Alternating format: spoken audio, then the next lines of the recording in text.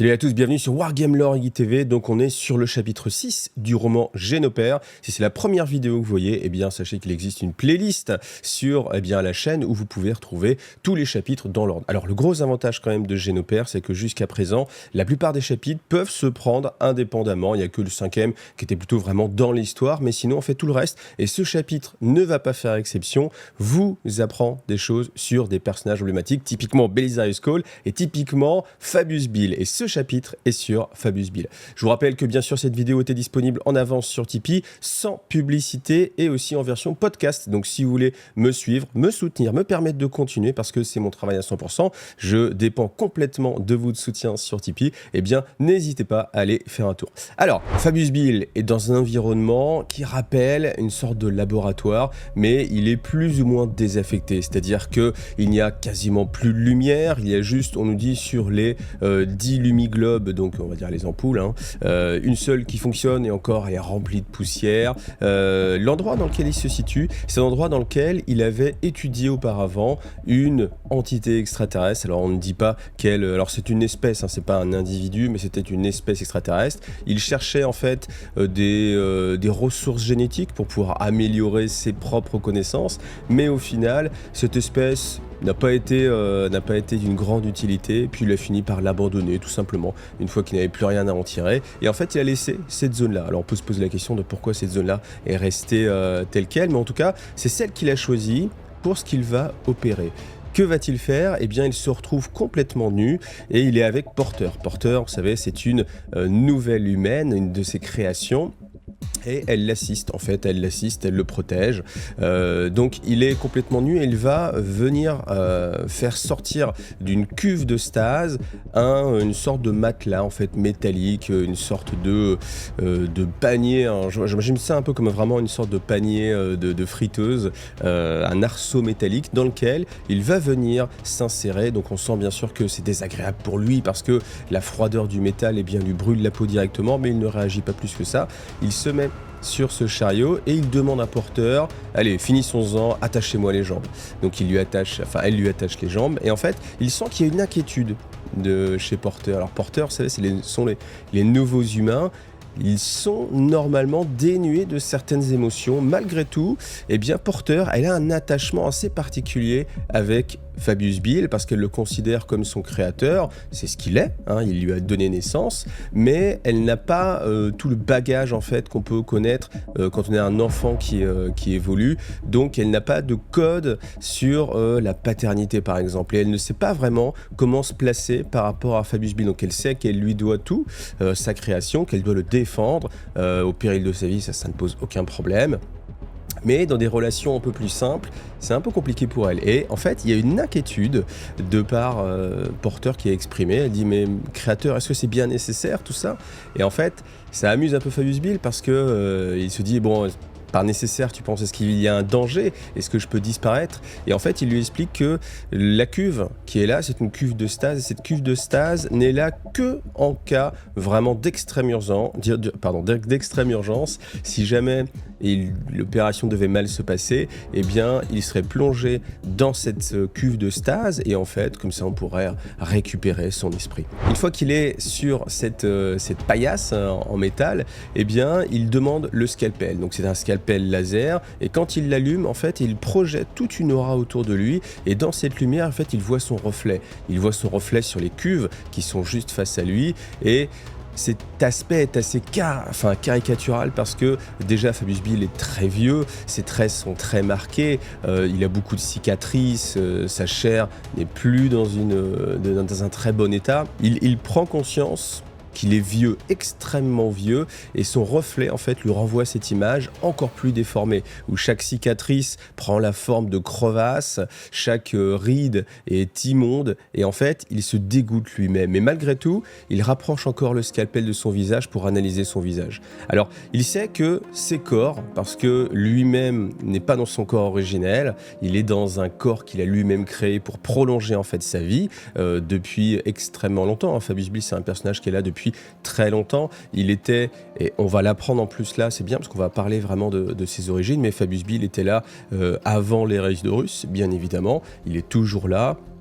son corps de Space Marine n'aurait sans doute pas pu, alors peut-être, mais il a en tout cas choisi sciemment de changer de corps assez régulièrement, mais bien sûr, sa technologie est imparfaite, pardon, et en fait, on voit bien que eh bien, son corps se désagrège assez vite. Alors, quand il se regarde, il voit en fait qu'il y a encore cette musculature transhumaine.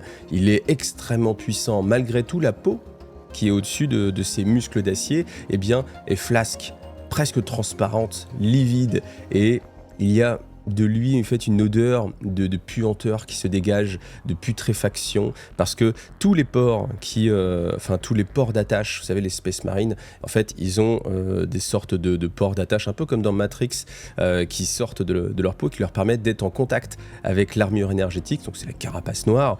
Et bien même cette carapace noire, en fait on nous dit qu'à certains endroits elle est grisée, donc bon, après, on peut se poser la question de savoir est-ce que vraiment ça pourrait changer, mais l'idée, elle est là, c'est de voir que son corps est extrêmement dégradé. Il nous dit aussi que quand il crée son propre corps, chaque nouvelle incarnation de Fabius Bill arrive dans un état quasi parfait, avec une belle chevelure blonde, sauf que au fil du temps, eh bien, les choses se désagrègent et tous ses cheveux finissent par tomber et ne rester que quelques petits lambeaux gris. Hein. C'est l'image qu'on a de Fabius Bill actuellement. Ensuite, eh bien, il parle aussi de ses dents, sa dentition en fait qui est en train de pourrir, ses dents qui deviennent grises. Voilà, donc il a vraiment une image de dégénération, est-ce que ça se dit? Oui, de dégénérativité, je ne sais pas, de dégénérescence, ah ça c'est pas mal ça, de dégénérescence, et c'est quelque chose qu'il accepte parce que, en fait, alors ce qui est amusant aussi, c'est qu'en voyant ça lui arrache un sourire, voire même un rire, parce qu'il repense à son Primarque, donc il repense à la perfection qui était son objectif ultime, l'objectif de la Légion. Fulgrim recherchait la perfection, ses enfants se devaient de rechercher la perfection, et il se regarde et voit à quel point son corps est extrêmement éloigné de cette perfection que cherchait son père génétique, mais ça le fait rire parce qu'en fait il se dit que la chair n'est pas une finalité en soi et que seul compte en fait la volonté, le courage, l'esprit, et la chair n'est qu'un vaisseau en fait, n'est qu'un moyen pour perpétuer en fait la volonté de son esprit. Sans attendre plus longtemps, eh bien Fabius Bill commence à s'entailler en fait le crâne. Donc il commence par le devant, il tourne sur le côté, fait le tour de l'oreille, il revient en fait vers le devant, ne laissant qu'un tout petit peu de peau, et il enlève en fait toute la peau en fait qu'il a sur le côté du crâne pour libérer son espace de travail. Alors malgré sa physionomie transhumaine, eh bien la douleur commence à le déranger et à le piquer. Donc c'est quelque chose qui est un signe assez négatif parce que en tant que Space Marine habitué à ce genre d'opération sur lui-même, il ne devrait pas autant être gêné par cette douleur. Donc il cherche bien sûr à compartimenter ses sens pour la mettre de côté et il demande à Porter donne-moi vite la perceuse. Donc Porter agit prestement mais avec une très grande habileté en fait dans ses mouvements. Il n'y a aucun esprit de panique. Même si on sent dans ses yeux qu'il y a une sorte d'inquiétude qui est là.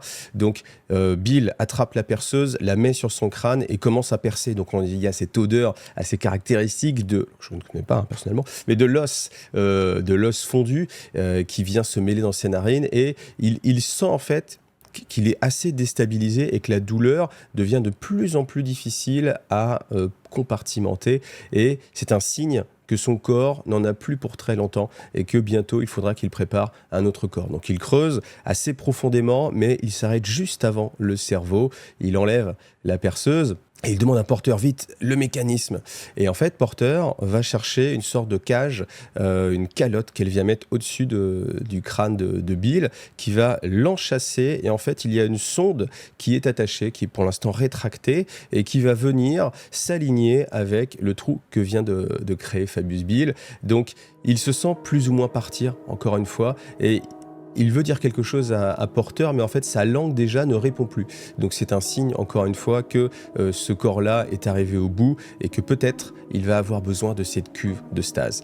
Donc simplement Porter continue, elle penche en fait le châssis pour l'allonger et le pousse au-dessus de la cuve.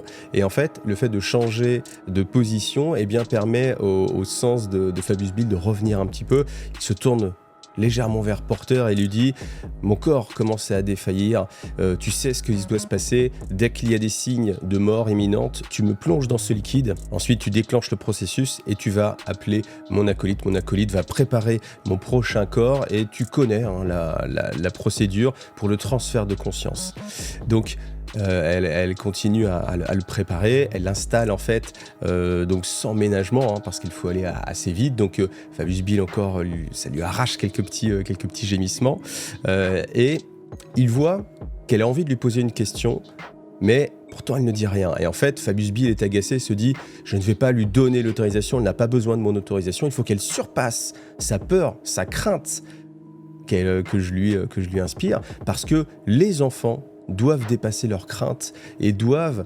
lutter contre leurs parents. On en avait déjà parlé dans une des précédentes vidéos, je vous invite à aller la revoir justement sur Fabius Bill et la présentation de Porter des nouveaux humains, mais il y a toujours ce passage qui revient sur le fait qu'on doit, en tant qu'enfant, surpasser en fait ses parents et ne plus les craindre. Donc, elle ne le déçoit pas et elle pose la question, elle dit « Mais qui a-t-il eu sur cette planète qui vous a poussé à faire cette opération ?» Eh bien, vois-tu Porter, si ce monde avait un nom, il a été oublié depuis longtemps, perdu dans les affres du temps. Mais en tout cas, ce paysage désertique a évoqué en moi un souvenir que je pensais oublié. Ce souvenir, c'était celui de Terra, l'ancienne Terra. Terra, il y a 10 000 ans, tel que je l'ai connue. Alors, je sais qu'à l'origine, Terra était un berceau de vie. Il y avait énormément de formes de vie, mais l'humanité a perverti la planète. Et quand je suis né, eh bien, Terra n'était plus qu'un cadavre par rapport à ce qu'elle était à l'origine. Et je pense et j'imagine que même si ça fait longtemps que je ne l'ai pas vu, cela ne s'est pas arrangé. Mais ceci est à cause de la folie des hommes. En tout cas, toujours est-il que ce souvenir est important parce que chaque partie de mon corps, chaque fois que je change aussi de corps, eh bien, je perds une partie de moi-même, je me décompose à travers les différents clones, les différentes parties de moi que je peux avoir et que je laisse en passant d'un corps à un autre. Mon esprit se préserve, mais ma mémoire en fait est parfois défaillante. Et Porter lui dit « Mais vous êtes la perfection, pourtant vous êtes un dieu, mon maître, mon créateur. » Et en fait, Fabius Bill a un sourire aussi et dit « Mais je ne suis pas un dieu, je suis juste un homme avec un but. Et je n'ai qu'une envie, c'est de vivre suffisamment longtemps pour atteindre ce but. Je t'ai créé, certes, mais je suis juste ton créateur. Je suis très loin d'être un dieu et garde-toi de penser cela de moi. » Alors pendant que Fabius Bill lui raconte ça, eh bien Porter ne perd pas de temps, reste très efficace et en fait, elle vient paralyser les mouvements de la tête de Fabius Bill parce qu'il est très important qu'il ne bouge absolument pas durant l'opération car cela bien sûr pourrait lui être fatal et lui-même en étant conscient se laisse attacher. Donc Porter avec la perfection des nouveaux humains attache ni trop fort ni trop lâche les sangles et le système en fait de maintien de la tête et commence à lancer le processus. Donc Fabius Bill lui explique que ce processus est nécessaire, même s'il peut le tuer, ce n'est pas très important, car ce qui est important, c'est de pouvoir garder des informations et le souvenir qui semble avoir rejailli, eh bien mérite qu'on tente cette opération parce que la sonde est une sonde neurale qui va stimuler en fait ces zones de mémoire et il pense que ça va lui permettre de retrouver un souvenir perdu et cela, il considère que c'est plus important que sa vie, tout simplement parce que si jamais il venait à en mourir, eh bien il pourrait repartir dans un nouveau corps et ainsi de suite. Par contre, les souvenirs sont très importants. Donc il dit à Porter, je vais continuer à parler tout au long de l'opération et déjà premièrement cela te permettra de savoir si mon cerveau n'est pas en défaillance. Donc comme ça tu pourras savoir si je suis toujours conscient. Et l'autre chose c'est que si jamais je venais à mourir, eh bien je ne me rappellerai plus de ce que nous venons de faire et tu seras en fait la dépositaire de mon savoir et tu devras me retransmettre toutes les informations que j'ai pu te donner. Porter s'approche donc de la console de commandement et elle lance la sonde. Alors la sonde se rapproche, Bill ferme les yeux et il s'attend à cette piqûre. Mais malgré tout, elle reste très surprenante car elle effleure l'intimité de son être avec le réceptacle en fait de toute son essence, son cerveau et il sent des centaines de microfilaments qui viennent rentrer en contact avec son cerveau. Donc il sent des démangeaisons, des douleurs, des chatouillements, des sensations, des odeurs, des flashs lumineux, et il sait que la sonde est en train de s'amalgamer avec son esprit pour pouvoir interagir.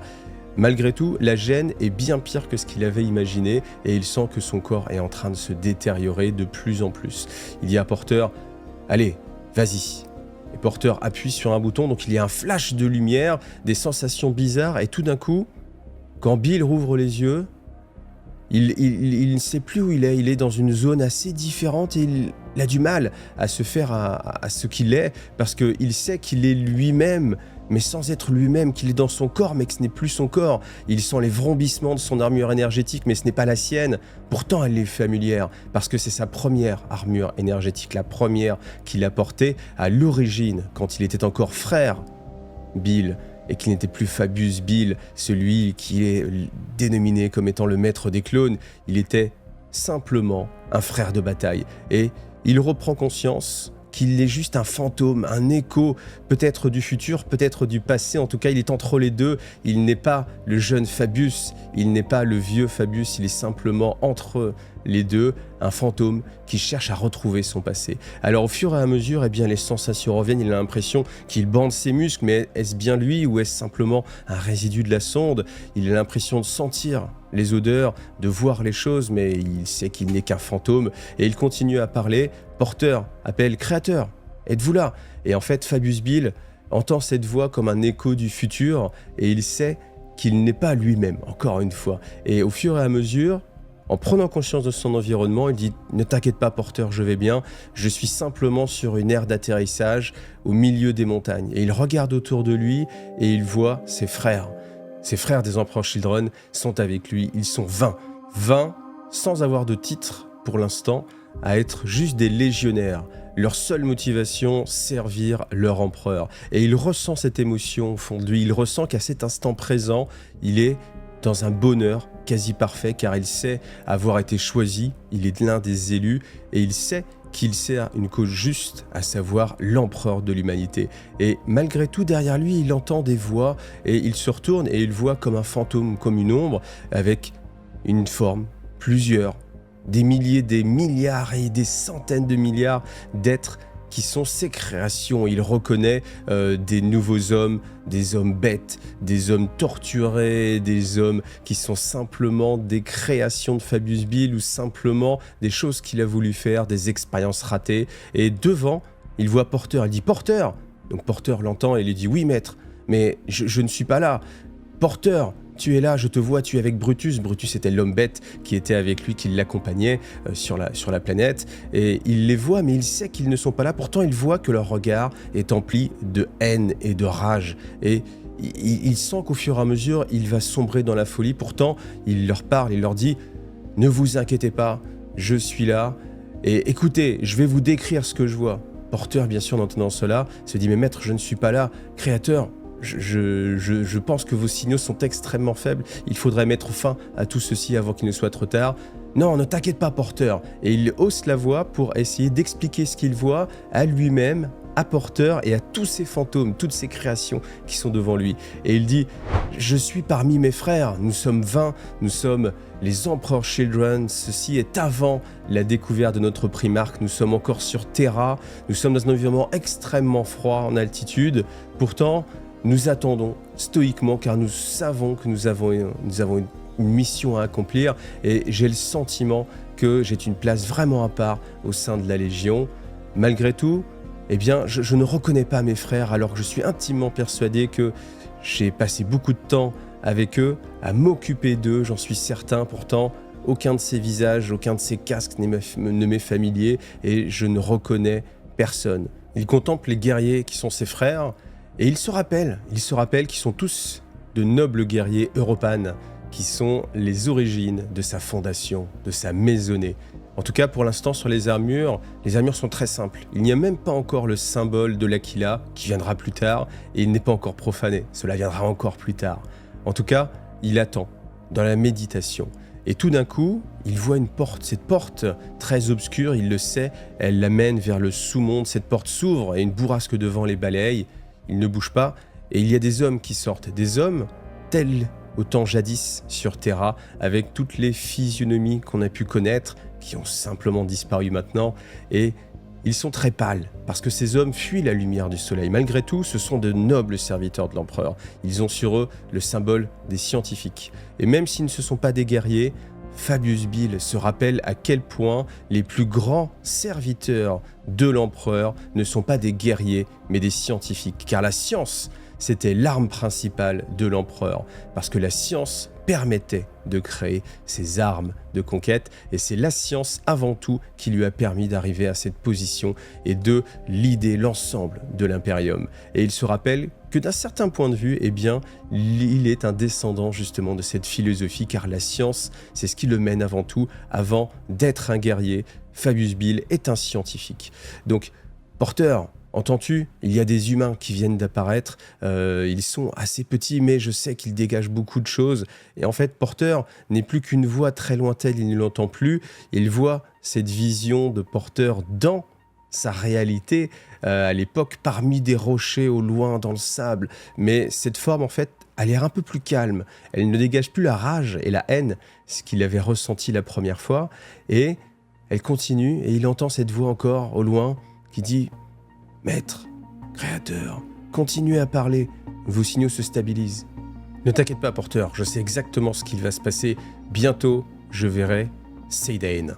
Et en fait, justement, Seydain apparaît devant lui, et c'est le plus vieux des êtres qu'il a devant lui. Même pour un être humain, il est particulièrement vieux pour un mortel, mais il sait qu'il y a une différence entre ce qu'il peut voir, la faiblesse physique, et la force d'un être humain. Et il sait que le frère Fabius, à cette époque-là, était aveuglé par sa propre puissance, pour ne pas voir à quel point la personne qu'il avait en face de lui, Seydain, avait une volonté qui le surpassait largement. Et cela le rendait vraiment supérieur. Seydain s'approche de lui et lui dit, s'approche de frère Fabius et lui dit: Je suis Ézéchiel Seydain et je suis le chef de la section scientifique 22. Nous vous avons créé et manifestement, nous avons réussi parce que vous existez devant vous. Nous avons travaillé longtemps sur votre genèse et force est de constater que cela a réussi.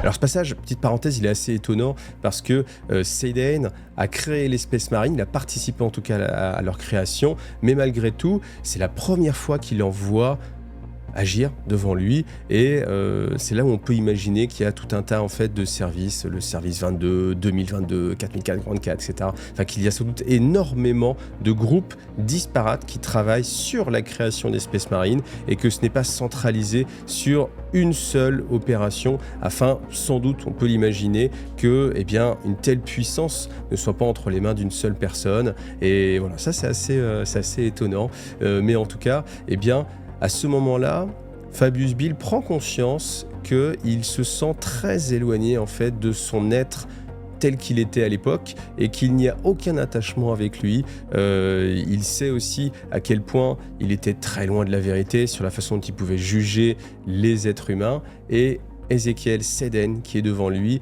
est une personne avec une volonté extraordinaire, et on va en apprendre bien plus sur lui. Ce qui marque les souvenirs de frère Fabius, c'est à quel point Seydain n'est pas impressionné. Il est beaucoup plus petit, il est vieux, imparfait. Malgré tout, il dégage une confiance en lui qui surpasse tous les Space Marines présents sur cette zone, et il n'y a personne qui a plus d'aura que Seydain. Il regarde et il leur dit: Mes enfants, les gens que vous voyez devant vous seront vos instructeurs. L'empereur nous a confié une mission. Il a décidé qu'au sein des Space Marines, certains initiés devront connaître les secrets de la création des Space Marines. Et vous avez été choisis. Vous allez être les garants de cette connaissance. Les gens que vous voyez derrière moi sont vos pères, vos mères, d'une certaine sorte. Et nous allons transmettre ces informations. Par contre, une chose est certaine, nous ne le referons pas à d'autres Space Marines, et vous devrez vous-même transmettre ces informations à vos frères pour garder le savoir sur la source génétique des Space Marines, sur leur création, sur leur réparation, sur peut-être leur amélioration. En tout cas, vous avez été soigneusement sélectionnés pour être les premiers apothicaires des légions Space Marines. Et Fabius Bill se rappelle très bien l'émotion de ce moment où il est devenu apothicaire, celui qui obtient la connaissance sur le patrimoine génétique d'espèces marines, un des premiers, si ce n'est le premier. Sédaine se rapproche de la visière de frère Fabius et le regarde en disant « Vous avez tous été sélectionnés parce que vous avez une certaine expérience. Certains plus que d'autres. » Et en fait, Fabius Bill reprend à l'époque de sa jeunesse où il avait fait des expériences génétiques et il se dit « Mais peut-il savoir ce que j'ai fait quand j'étais jeune ?» Et c'est à ce moment-là aussi où il se rappelle la peur qu'il a éprouvée. Un Space Marine ne connaît pas la peur, pourtant il savait qu'il y avait le doute, la crainte au fond de lui et qu'il se sentait faible. Et oh, comment il s'était trompé en pensant qu'il était fort grâce à son corps surhumain par rapport à Ezekiel Sédaine qui lui avait cette vraie force, cette volonté. On peut penser que c'est ce qui l'a impressionné et qui l'a guidé. En tout cas, il se sent transpercé par la vision du vieillard devant lui qui le regarde intensément.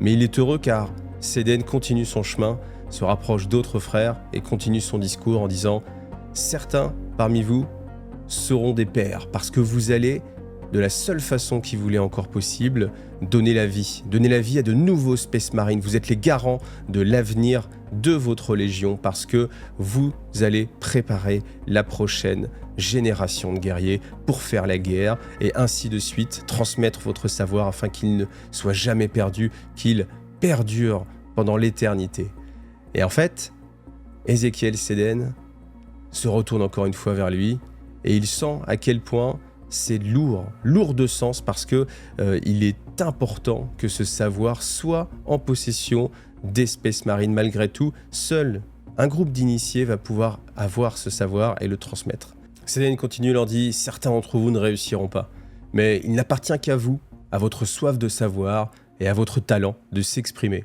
Certains parmi vous repartiront grandis et deviendront les dépositaires du savoir de l'empereur. » Et Fabius Bill voit qu'autour de lui, eh bien, le monde se disloque, ses souvenirs s'étiolent, les créations, ses futures créations qui n'existent pas encore se rapprochent de lui.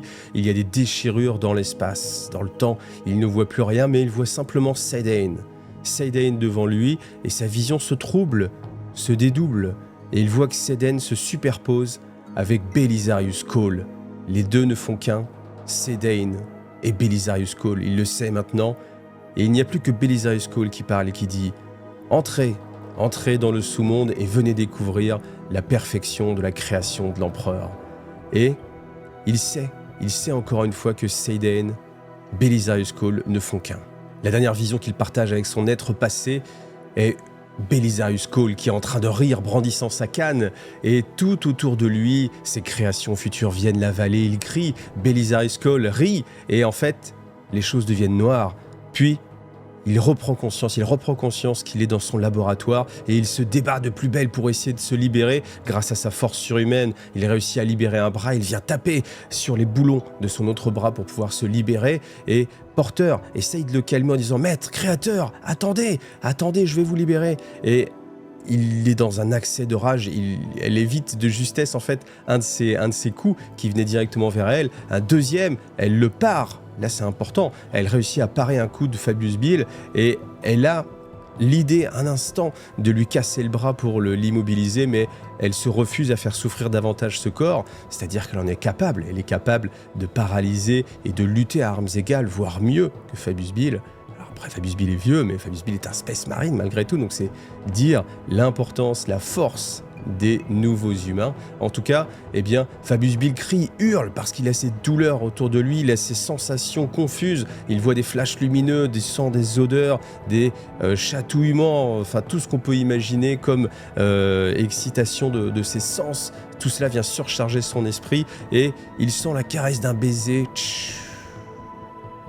Simplement cette seringue qui est venue dans son cou, ce spray qui est venu calmer la douleur et lui donne un petit peu plus de conscience. Et elle dit « Porter, détache-moi ». Et elle réussit, heureusement, à libérer Fabius Bill. Et heureusement qu'il avait son crâne, encore une fois, enchâssé dans cette calotte, car sinon, eh bien, les mouvements de sa tête auraient fini par le tuer. Donc, quand il s'entend dire « Relâche-moi », il est étonné par la faiblesse de sa voix et cela le calme aussi un petit peu. Alors, Porter revient, elle lui remet le cuir chevelu sur le crâne et elle commence à essuyer la sueur qu'il a sur le front. Et Fabius dit « Je n'ai pas besoin de tes caresses, libère-moi simplement ». Une fois que la douleur s'est plus ou moins estompée et alors que Porter est en train de rattacher le cuir chevelu avec des agrafes, eh bien Fabius Bill fait le débriefing de ce qu'il a vécu et il le redit pour lui, pour Porter, pour synthétiser en fait ses émotions, et il repense bien sûr à Sedaine et il se dit mais c'est amusant ce passage sur Sedaine et sur Belisarius Cawl. Il se dit j'ai entendu une histoire jadis sur Belisarius Cawl comme quoi il serait un amalgame de différentes personnes. Il n'est pas une entité unique, mais il serait un ensemble de personnalités. Et je sais que à un moment donné, il aurait pu être l'héritier du savoir d'un magos qui avait inventé et décuplé en fait ses savoirs sur le transfert de conscience, sur la possibilité de se dédoubler. Et c'est sans doute ce qu'il a fait. Il repense à Sedaine et il sait que Sedaine, même s'il ne l'a pas vu beaucoup, lors de son passage dans sa formation d'apothicaire, eh bien il sait qu'à chaque fois il lui a fait une très forte impression et que cette impression a sans doute modelé qui il est maintenant et que cette volonté qu'il a vue chez Sedaine se reporte sans doute aussi dans Fabius Bill. Et c'est vraiment un passage extrêmement sympathique parce qu'on sous-entend tout de suite que quelque part Fabius Bill serait le fils spirituel de Belisarius Cawl, qui c'est lui-même le fils de Sedaine peut-être, ou l'existence même de Sedaine. Donc c'est vraiment très très très riche, très intéressant. En tout cas, il continue son raisonnement et il se rappelle aussi que Ézéchiel avait beaucoup de pouvoir et il était sans doute le détenteur du Samprimus Portum, qui était un artefact permettant de réaliser des prodiges génétiques. Et il se dit, mais qu'aurait-il pu faire avec autant de pouvoir, autant de volonté? Il n'était certes pas un traître, mais il était assoiffé par ses propres connaissances et il en voulait de plus en plus. Et certainement, du haut de sa volonté indomptable, il l'aurait utilisé, peut-être, pour créer Primus. Et c'est là où on a encore une information. Belisarius Cawl a créé Primus. Sedaine avait le Samprimus Portum qui a permis justement la création des primarques. Donc, on a encore une information. Primus serait issu du même artefact que celui qui a permis à l'empereur de créer les primarques. Alors on sait, j'en ai déjà parlé, que sans doute Alpha Primus est un primarque raté, mais en tout cas, on a vraiment cette information très présente que Belisarius Cawl, Sedaine ne font sans doute qu'une seule et même personne. Alors, encore une fois, Fabius Bill se dit, mais c'est un avantage que j'ai sur lui, car j'ai connu Ézéchiel, Sedaine, même si je ne connais pas bien, Belisarius Cawl, j'ai connu une partie de sa personnalité, et c'est un atout que je peux avoir. Maintenant, eh bien, il se dit, mais pourquoi est-ce que j'ai donc pensé à cela? Quelle est la coïncidence qui m'a fait penser à ce souvenir et qui m'a fait prendre conscience de cette superposition de personnalités entre Sedaine et Cawl? Et en fait, Porter lui dit, maître, peut-être que c'est la technologie des Eldar que nous avons utilisé ce portail pour voyager. Et on sent toute la fierté dans le regard de Fabius Bill qui se tourne vers Porter et qui lui dit, ah Porter, comme tu es maligne. Et en effet, il sent que c'est une possibilité et que, à son insu, eh bien, quelqu'un a dû venir lui suggérer cette vision parce qu'il sait que les souvenirs peuvent être modifiés, peuvent être malléables et on peut suggérer, invoquer des images. Et il pense aussi à ces faux dieux. Il se dit peut-être que c'est encore l'œuvre de ces faux dieux qui cherchent à me manipuler, mais malgré tout, je suis reconnaissant à l'entité qui m'a donné ce moment parce que c'est un moment, eh bien, de plaisir. J'ai pu retrouver une partie de ma mémoire, eh bien, c'est une distraction fort appréciable et pour cela, je le remercie. Maintenant, nous devons agir. Et il entend le Vox, le circuit de communication de son vaisseau qui grésille. Et alors, il s'étonne lui-même qu'il marche encore, étant donné que son vaisseau n'a jamais été révisé depuis des centaines d'années. Eh bien, on entend son chef navigateur qui lui dit « Nous approchons de notre point de destination. Nous serons bientôt capables de sortir du warp pour arriver à notre rendez-vous. » Et simplement, Fabius lui dit, eh bien donne l'ordre tout simplement, dès que tu le jugeras nécessaire. Alors voilà, fin de ce chapitre que je trouve vraiment ultra intéressant. Comme d'habitude, ce bouquin ne me déçoit vraiment pas parce que ça explique énormément de choses. Et en fait, le chassé-croisé entre Fabius Bill et puis Belisarius Cawl, je trouve ça génial. Donc on résume, on a le premier apothicaires qui ont été créés, qui étaient bien sûr Fabius Bill, ont été formés par Ezekiel Seden, qui était un des créateurs des Space Marines, en fait. C'est-à-dire que l'empereur, bien sûr, n'a pas tout fait tout seul. Hein.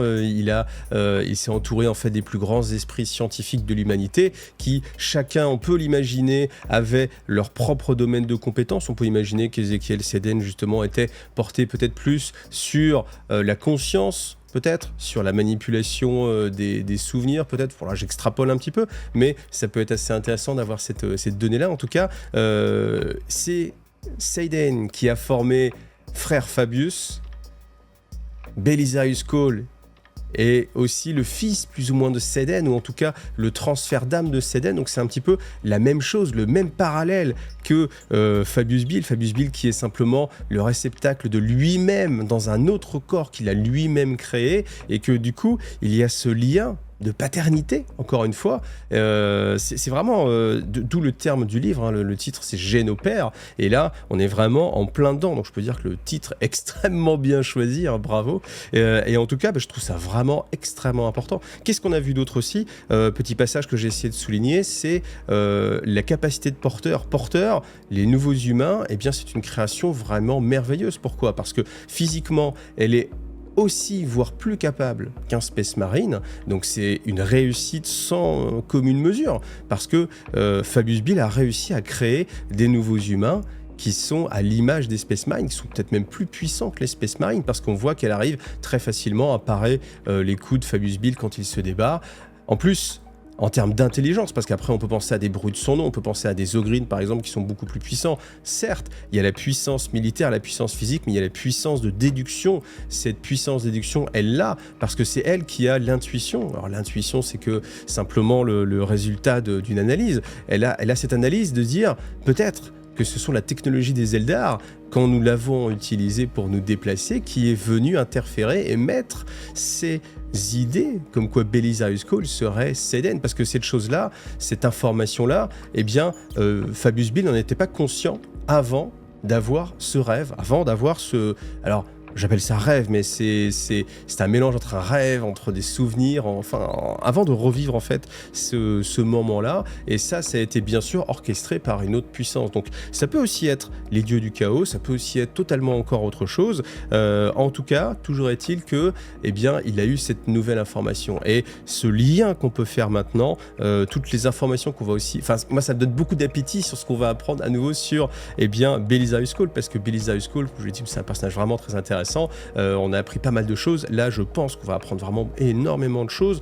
On revient aussi sur Alpha Primus. Alpha Primus qui est le primarque raté, hein, celui qui a été créé par Belisarius Cawl, donc l'enfant de Belisarius Cawl, encore une fois, vous voyez, cette notion très forte de paternité, mais qui lui en veut, qui souffre. Donc on a aussi porteur de l'autre côté. Enfin, vous voyez, on a tout ce schéma qui se met en place, et avec ce chapitre-là, je trouve ça vraiment magnifique. Je n'exagère pas, je trouve que c'est vraiment beau dans tout ce que ça peut promettre en fait. Vous voyez, on se fait déjà chacun, je pense, vous tous qui l'avez écouté, vous, dans votre tête comme ça, vous dites « Ah tiens, j'ai ce lien-là, j'ai envie qu'il y ait ce duel, ce retour, enfin ces confrontations, donc pas des confrontations physiques, mais des confrontations de volonté, de vision du monde, de la galaxie sur ces entités.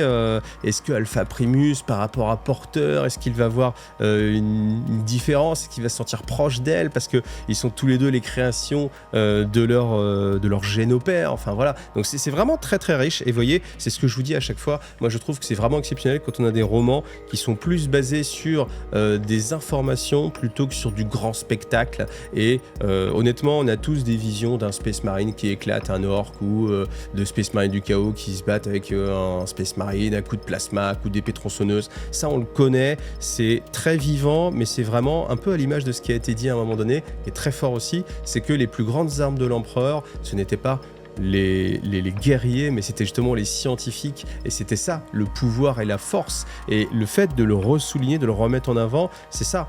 C'est ça en fait, et je pense que Guy Halley qui a écrit ce roman avait envie peut-être aussi d'offrir eh bien plus de la réflexion au lecteur plutôt que simplement du combat, du spectacle. Alors bien sûr, hein, moi je suis comme tout le monde, hein, quand on me met un film avec des effets spéciaux et que ça tape de partout et qu'il y a des vaisseaux immenses et que des coups de laser dans tous les sens, ouais, moi je suis flatté, je suis content. Mais quand on nous enrichit mentalement, enfin il y a la distraction d'un côté, juste l'entertainment, et puis de l'autre côté, ce côté on apprend des choses, on réfléchit sur l'origine, la création des choses, je trouve ça vraiment aussi super intéressant. Donc voilà, et bien écoutez, ce roman est génial jusqu'à présent, donc je suis très content de l'avoir choisi sous vos conseils, enfin certains m'ont conseillé justement ce roman, et bien écoutez, encore une fois, merci beaucoup à vous, j'espère que vous prenez aussi beaucoup de plaisir. Si c'est le cas, comme d'habitude, vous pouvez me dire merci avec le commentaire, le like, le coup de Tipeee. Moi, c'est ce qui me permet de continuer à pouvoir faire ces vidéos, hein, parce que je ne vis que de la chaîne, c'est mon travail à temps plein, et c'est grâce à Tipeee, pas au nombre de vues, parce que les vues sur YouTube, c'est peanuts. C'est vraiment pas beaucoup. Donc voilà, n'hésitez pas à partager la vidéo, à la commenter, à liker. Si vous ne savez pas comment mettre, vous mettez juste un petit merci, un petit palmier, c'est les trucs de la chaîne, comme ça l'algorithme de YouTube est flatté. Et puis bah voilà, comme ça on continue, et puis on arrivera à la fin de ce bouquin. Donc je sais pas combien il y a de chapitres, j'avais regardé un petit peu, je crois qu'il y en a une trentaine et quelques. Ça promet encore pas mal de vidéos. Je vais peut-être intercaler quand il y aura par exemple une sortie d'un livre de campagne ou de choses qui me paraissent assez importantes. Je viendrai l'intercaler, faire des petites pauses, mais quoi qu'il arrive, je vais essayer de prendre de l'avance sur les différents chapitres, ça va me faciliter la vie, et ça va permettre aussi à ceux qui me suivent sur Tipeee d'avoir le plus rapidement possible les vidéos en avance pour avoir l'histoire et d'arriver au bout de l'histoire le plus vite possible. Voilà, merci à vous tous en tout cas, allez à bientôt, salut à tous.